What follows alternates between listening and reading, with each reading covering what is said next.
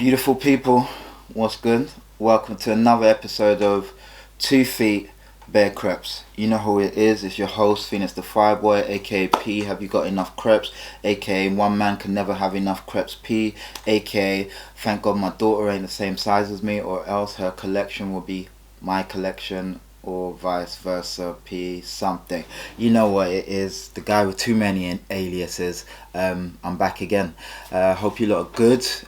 Today we are going to be talking about, let's guess, you got it right, crepes and more crepes yet again. So today I'm going to pull out a pair of crepes from the collection and we're going to talk about it, so stay tuned. So before I pull out this pair of crepes, let me just give you a little background story about the first time I saw these crepes. These are actually a grail. A lot of people talk about grails, you know, a crepe came out today and it's a grail to them, you know. Some bloody offspring posts a bloody crepe and all of a sudden it's a grail. You know, people, not everything is a grail. Like, chill. You're allowed to say I want that shoe just because I want that shoe, but it doesn't make it a grail. If you know what a grail means, it means something you've coveted, something you've wanted for the longest, something that as soon as you saw it you had to have it, and you knew that you would get that shoe eventually, no matter how long it took. Grails. Like, this shoe here is a grail for me. When I first saw this shoe I was like, oh shit. In fact, this period was a period of where a lot of my grails were made, you know, because, you know, I'm flipping coming from rocking Pony and, you know, British Knights and shit, you know, and I'm seeing all this beautiful handcrafted, I don't know if it's handcrafted, in my head it was all handcrafted, and, you know, you had little artisan Rumpelstiltskins running around and creating these beautiful shoes. But I digress because I am definitely waffling.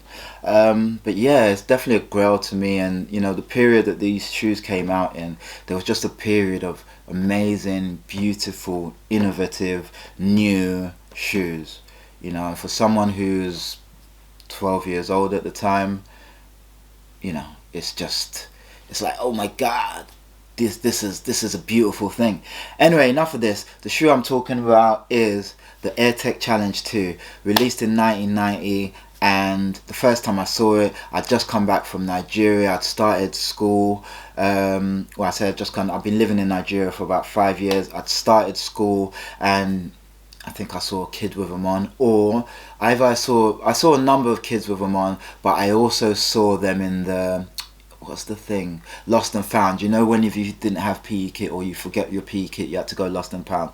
Yeah, so, you know, digging through Lost and Found, I think around there I found, I saw a pair, but I definitely saw them on people's feet first. But anyway, we're waffling yet again. Let me bring them out. Dum dum dum, bring them out. It's hard to yell when the barrel's in your mouth. Voila. So here we have the AirTech Challenge 2 Hot Lava. This shoe here, this is a grail for me. Like, a fucking grail. Like I said, I saw these in the Lost and Found, or I saw some rich kid who had them on, and you know my mum weren't paying no money for these crepes. I don't know how much they were at the time, but I'm gonna say about £80, and for a 12-year-old, £80, it's not fucking happening, is it? Do you know what I mean? So I'll just give you the rough version. Cool. And let's talk about these, man. So this shoe here is just, it's just a beautiful shoe, really, you know. It's just a really beautiful shoe. I mean, look at the construction. And this is a 90s shoe. It's a tennis shoe. Andre Agassi signature shoe. This is number 2. There was an AirTech Challenge 1. I'm not sure what year that was released. This was a 1990, so that's possibly, it could have been released in 89. I'm not sure, don't hold me to that, or between maybe 87 to 89 roughly. Again, don't hold me to that. I'm not really one for numbers like that. But yeah, so if you look at that beautiful tongue with the hot lava there, let's just get a close up on that. You know, that is a proper 90s tongue, you know. Like you see this and you think 90s. Just think of the old school jackets with that kind of, you know, color blocking, you know, bright color, black. I think it's got some sort of gritty kind of shaded gradient on the tongue. Yeah, just a really nice. And if you see there, you've got the same sort of, you know, that sort of shaded gradient. I don't know if it's shaded or dotted, but it's just a really beautiful shoe. Look at the swoosh, beautiful, you know. And there's some iconic bits on this shoe which we'll have a look. I mean, great sole. If you know anything about anything, you'll know that this sole here was used on the Air Yeezy 2, which just gave it that nice sort of iconic look straight from the gate. Obviously it had a number of other elements which, you know, made it iconic, but using a sole that is this recognizable on a future classic, which is now a classic, you know, it was smart behavior on Kanye's part, because obviously he must have gone into the archives and said, actually, yeah, I'm really feeling this sole, and used that. So yeah, hot lava swoosh.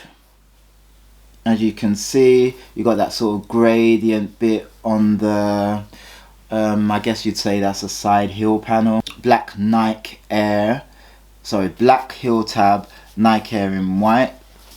Stitch in there, very nice. Again, you can see the leaning on here. Look, I've worn this so you can see the leaning on there. You know, they say your Creps is leaning, blood. Why are your Creps leaning? These don't look like they're leaning, but you can see from the heel that they're actually leaning a bit. And to be honest, I can't really wear these as much anymore because for some reason they really are a 90s shoe. You can't wear these for long periods of time. Well, I can't anyway, because like I went for a really long walk in these the other day. Yeah, some of us still walk, and I'm not gonna lie, they kind of killed me towards the end. It's just like the grip, they're just not the best for, you know, doing long orienteering walks and, you know, treks through the forest and whatnot, which wasn't what I was doing. I was going through the urban jungle, you know, rolling through Hackney and just seeing what's popping on 10 toes, as the youths might say. You got that nice little cage there, you know, which a lot of 90s stuff used to like using, the cage stuff, which I always do like. I do like a cage, reminiscent of the Jordan 4, a bit different positioning obviously, but just, you know, gives me that Jordan 4 feel. Infrared lava, hot lava insole. The hot lava insole with Nike Air in black. These are the 2013 pair. I think Agassi re-signed in 2013. He re-signed his Nike contract, and I think they were, you know, re-dropping retros and so on and so forth, and then they re-dropped this in 2013, which I was thankful for, because I finally got my hands on the Grail. Even though they'd been re-releasing, you know, I'd missed them or whatever the case was, but I finally got my hands on these in 2013. And to be honest, I wish I'd bought a few pairs, because if you now start looking for these like on eBay or something like that, the prices are ridiculous. Like, I'm talking stupid. You're talking like £200 or £250, like some mad prices for, like, I'm just not gonna do it. Like, I'm hoping they re-release this. And if they do, I'll probably cop a couple pairs, just because, like I said, these are Grails, and I don't mind them looking old and worn. Do you know what I mean? I'm not really fussed about that with these, because it gives them that nice vintage retro feel. The only thing I do like, the only thing I don't like is, like I said, they're not really supporting my feet. Like, I just don't know. If I'm wearing these, I'm wearing them to sort of floss and bring back that old school memory. But I'm not, I can't, I gotta be in the motor. I gotta be riding passy. Someone's, you know, driving, whipping, and I'm just hopping out and hopping in. And then that way, you know, I can stay fly without getting calluses and, you know, my feet fucking trying to kill me. You know, because that's what, unfortunately, these do for me. Again, look at those soles. Just such a great sole, man. different laces on. I'll just put some laces in. Yeah, really great shoe. And like I said, this was 1990. I'm in school. I've just come from Nigeria. I've been there for 5 years, and you know, coming back to England, it's like, oh shit, there's all this new stuff, you know, there's Nike Airs. Meanwhile, I was only dealing with ponies, or you know, Dunlop Green Flash. Shout out Dunlop Green Flash, those of you that know. And I was just really kind of dealing with that stuff, you know. And then seeing this and Air Max 90s and the Air Max BWs, and then later on seeing the Air Max 180, seeing those on people's feet. It's like one day I'm definitely gonna be able to cop a pair. I remember asking my mum for some Nike Airs, and I think she asked me what the price was. I said £80, and she looked at me like, what? Are you crazy? £80? Get the fuck out of here. What? Yo, go read your books, man. You're talking about £80 trainers. You know what I mean? Are you a doctor yet? The answer was no, I wasn't a doctor yet, so there's definitely no way I was getting these. So or any Nike Airs. And my first Creps that I bought myself weren't even Nike Airs, they were Adidas, but we'll talk about that in another segment. But yeah, I'm hoping you really like these, and if you do come across them, if they re-release and you're into Creps, I would definitely tell you to cop these, because not only do they look good, they give you that sort of retro swag. I want to say they're comfortable. I'm trying to remember if they was comfortable originally, and I think they were, but like I think after wearing them for a while, some sort of, I don't know, some sort of reconfiguration goes on within the shoe, and it's just not the same. Like I said, I can't wear these for long periods of time walking. On your feet, not a problem, but walking, sheesh, they will kill me. I'd like to know if anyone has these Creps. Let me know, like, do you have the same issues? Is it just me? Obviously, depending on what year you have, it will be good to know, because mine are 2013, so maybe the 2008s are a bit better. I'm not sure, but yeah, let's talk about it. Let me know, tell me what you think about these. These, like I said, are a grail for me, like a proper grail, you know. And just to have them in the collection, it just makes me happy. Like, I don't care if I never get another pair of these. Ideally I'd have another pair to wear, but these, just the fact that they're in collection, and I will put them on and floss them with some, you know, with some jeans and, you know, whatever, and just tracky bottoms, go to the shop or whatever, just be fly, or maybe even a little barbecue where I know I'm not walking around lots. Yeah, these can come out, you know. Beautiful shoe, AirTech Challenge 2, 2013 release, originally released in 1990, and here we have them.